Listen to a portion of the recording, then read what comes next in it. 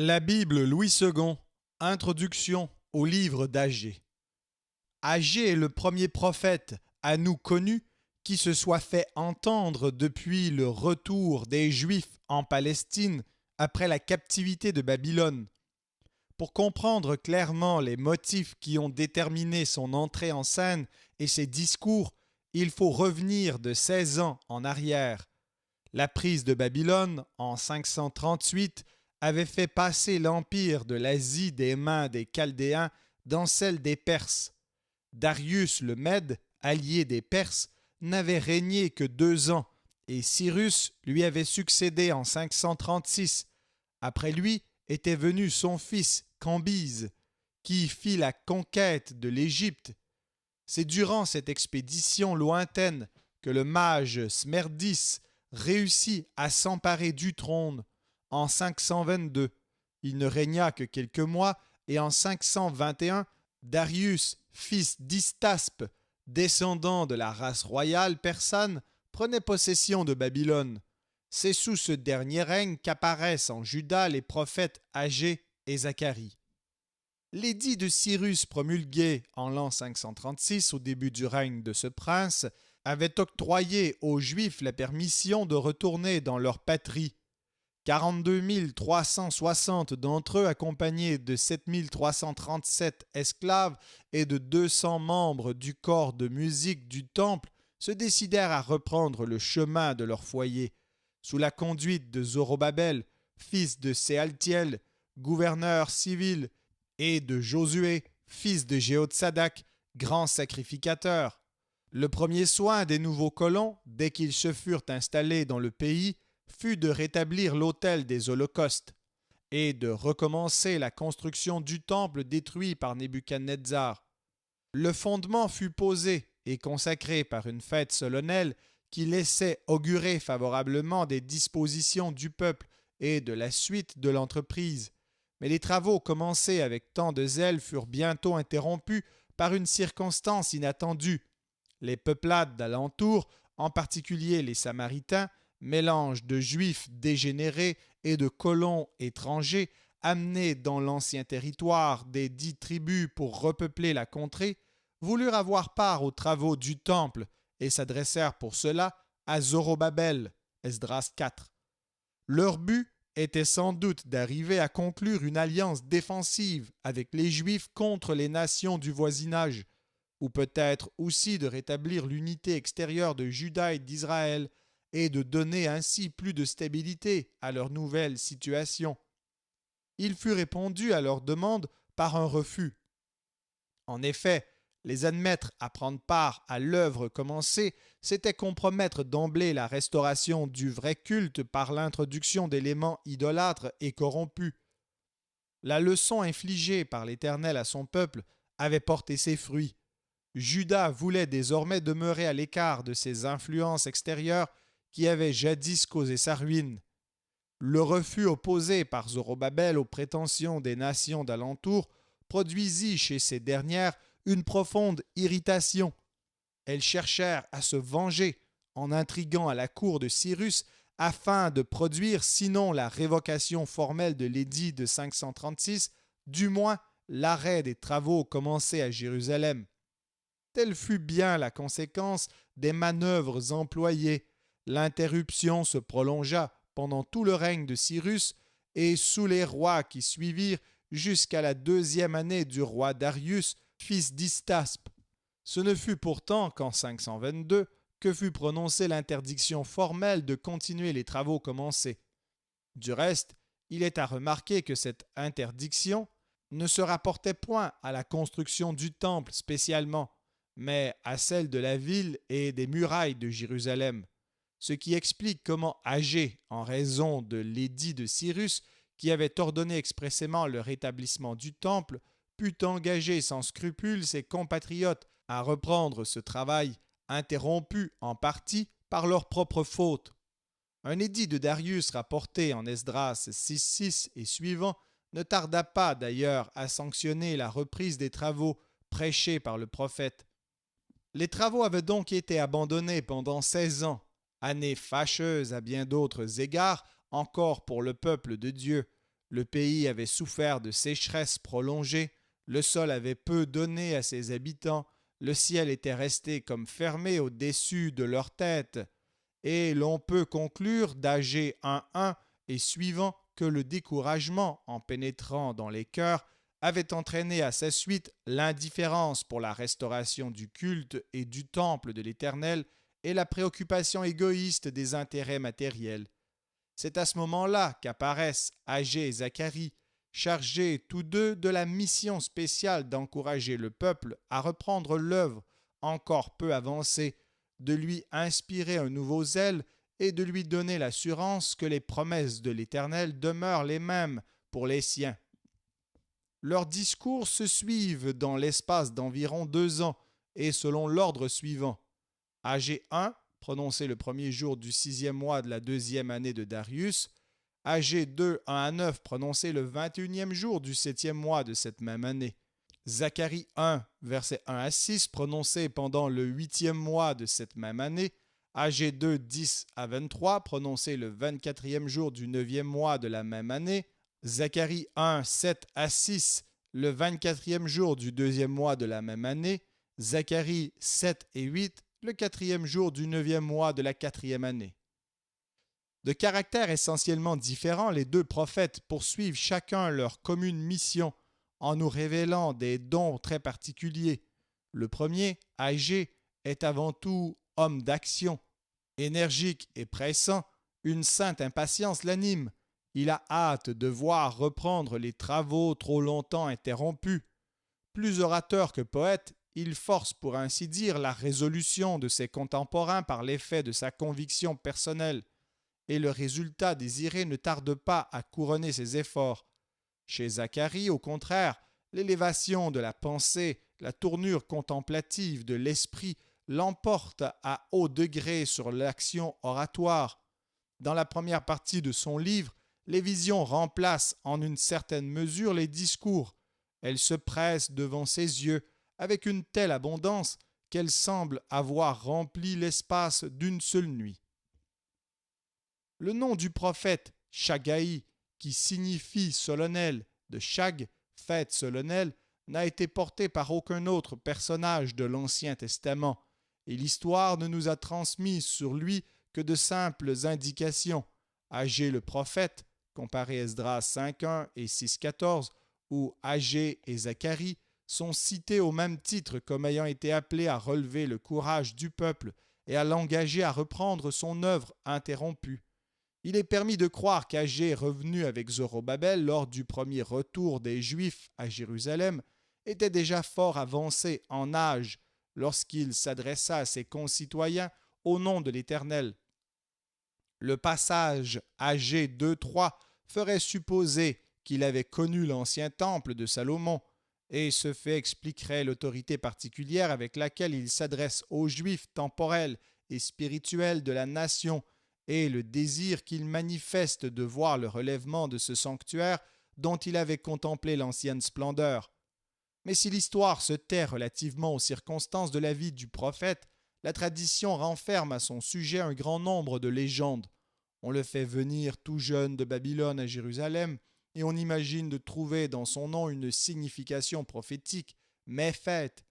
Ce nom lui aurait été donné par ses parents pour indiquer par avance la part qu'il aurait au rétablissement des fêtes juives lors du retour de l'exil. Ou bien encore, on voit en lui un ange ayant revêtu une forme humaine pour parler aux Israélites de la part de Dieu. Cette légende repose sur une fausse interprétation du passage 1.13. D'autres données fabuleuses font de lui un des membres de cette grande synagogue qui, au dire des rabbins, recueillit les divers livres de l'Ancien Testament et en fixa le canon. La reconstruction du temple de Jéhovah, tel est donc le motif essentiel qui inspire les 4 discours dont se compose le livre d'Agé. La nécessité de cette restauration ressortait pour le prophète de la place considérable qu'occupait le sanctuaire dans la vie de la nation élue. C'était, en effet, le signe matériel de l'alliance conclue au Sinaï entre Jéhovah et Israël, le symbole de l'habitation de Dieu au sein de son peuple. Le temple renversé devait ainsi représenter sous une forme visible la rupture de cette alliance, la cessation plus ou moins complète des rapports qui unissaient l'Éternel à la nation tout entière, et la reconstruction du sanctuaire devenait dès lors, aux yeux du prophète, une obligation sacrée entre toutes et qui devait s'imposer à la conscience de ses contemporains. Les 2 chapitres que nous possédons ne sont sans doute qu'un court résumé des paroles prononcées par Agé devant le peuple. Ils se répartissent sur une période d'environ 4 mois et se divisent comme suit. Chapitre 1, versets 1 à 11, premier discours engageant le peuple à reprendre les travaux interrompus. Les versets qui suivent, 12 à 15, racontent la résolution qui fut prise par les chefs de la nation d'obéir aux appels du prophète.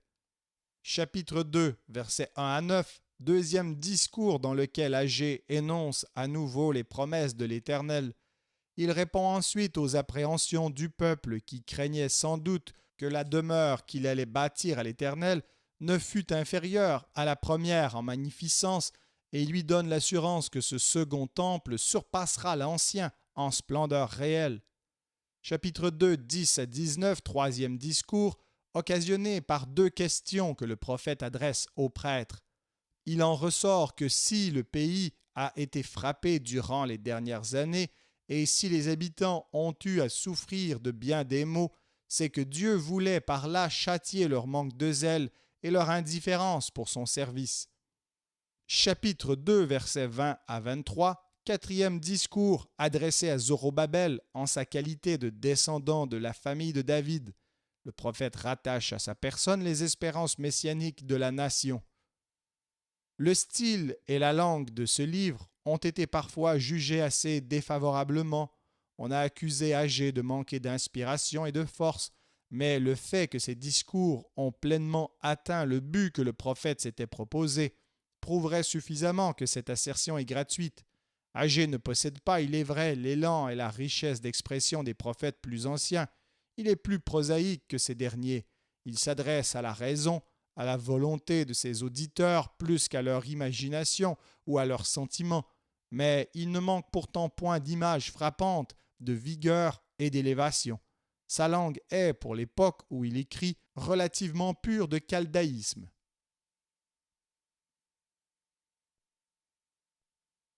Agé, chapitre 1. La seconde année du roi Darius, le premier jour du 6e mois, la parole de l'Éternel fut adressée par Agé le prophète à Zorobabel, fils de Shealtiel, gouverneur de Juda, et à Josué, fils de Jotsadak, le souverain sacrificateur, en ces mots. Ainsi parle l'Éternel des armées. Ce peuple dit, le temps n'est pas venu, le temps de rebâtir la maison de l'Éternel. C'est pourquoi la parole de l'Éternel leur fut adressée par Agé le prophète en ces mots. Est-ce le temps pour vous d'habiter vos demeures lambrissées quand cette maison est détruite? Ainsi parle maintenant l'Éternel des armées. Considérez attentivement vos voies. Vous semez beaucoup et vous recueillez peu. Vous mangez et vous n'êtes pas rassasiés. Vous buvez et vous n'êtes pas désaltérés. Vous êtes vêtus et vous n'avez pas chaud. Le salaire de celui qui est à gage tombe dans un sac percé. Ainsi parle l'Éternel des armées. Considérez attentivement vos voies. Montez sur la montagne, apportez du bois et bâtissez la maison. J'en aurai de la joie et je serai glorifié, dit l'Éternel. Vous comptiez sur beaucoup, et voici vous avez eu peu. Vous l'avez rentré chez vous, mais j'ai soufflé dessus. Pourquoi? Dit l'Éternel des armées. À cause de ma maison qui est détruite, tandis que vous vous empressez chacun pour sa maison. C'est pourquoi les cieux vous ont refusé la rosée, et la terre a refusé ses produits.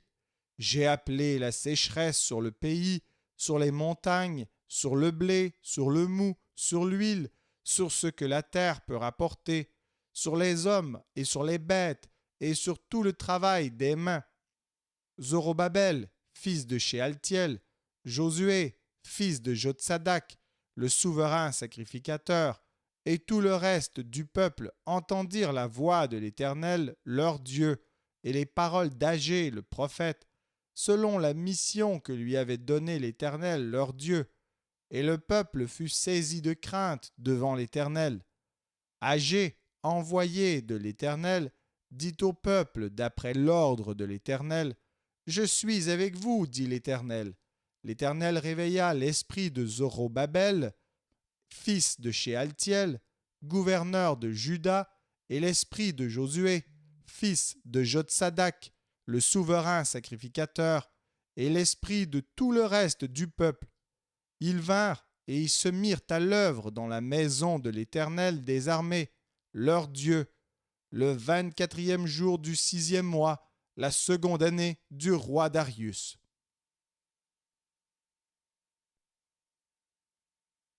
Agé, chapitre 2. Le 21e jour du 7e mois, la parole de l'Éternel se révéla par Agé, le prophète, en ces mots. Parle à Zorobabel, fils de Shealtiel, gouverneur de Juda, à Josué, fils de Jotsadak, le souverain sacrificateur, et au reste du peuple, et dis-leur: Quel est parmi vous le survivant qui ait vu cette maison dans sa gloire première? Et comment la voyez-vous maintenant? Telle qu'elle est, ne paraît-elle pas comme rien à vos yeux? Maintenant, fortifie-toi, Zorobabel, dit l'Éternel. Fortifie-toi, Josué, fils de Jotsadak, souverain sacrificateur. Fortifie-toi, peuple entier du pays, dit l'Éternel. Et travaillez, car je suis avec vous, dit l'Éternel des armées. Je reste fidèle à l'alliance que j'ai faite avec vous quand vous sortîtes de l'Égypte. Et mon esprit est au milieu de vous. Ne craignez pas, car ainsi parle l'Éternel des armées. Encore un peu de temps, et j'ébranlerai les cieux et la terre, la mer et le sec. J'ébranlerai toutes les nations. Les trésors de toutes les nations viendront, et je remplirai de gloire cette maison, dit l'Éternel des armées. L'argent est à moi, et l'or est à moi, dit l'Éternel des armées. La gloire de cette dernière maison sera plus grande que celle de la première, dit l'Éternel des armées. Et c'est dans ce lieu que je donnerai la paix, dit l'Éternel des armées. Le 24e jour du 9e mois, la seconde année de Darius, la parole de l'Éternel se révéla par Agé le prophète en ces mots. Ainsi parle l'Éternel des armées. Propose au sacrificateur cette question sur la loi. Si quelqu'un porte dans le pan de son vêtement de la chair consacrée, et qu'il touche avec son vêtement du pain, des mets, du vin, de l'huile ou un aliment quelconque, ces choses seront-elles sanctifiées? Les sacrificateurs répondirent non. Et Agé dit: Si quelqu'un souillé par le contact d'un cadavre touche ces choses, seront-elles souillées?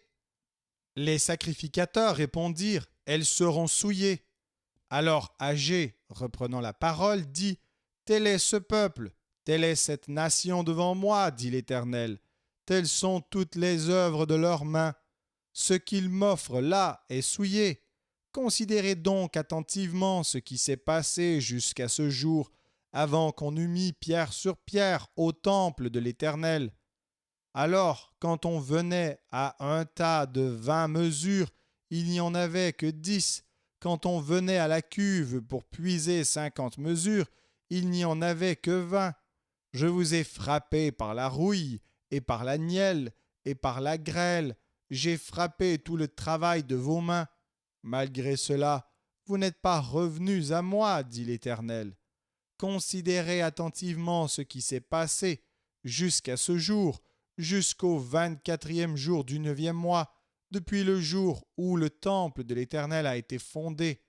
Considérez-le attentivement. Y avait-il encore de la semence dans les greniers? Même la vigne, le figuier, le grenadier et l'olivier n'ont rien apporté. Mais dès ce jour, je répandrai ma bénédiction.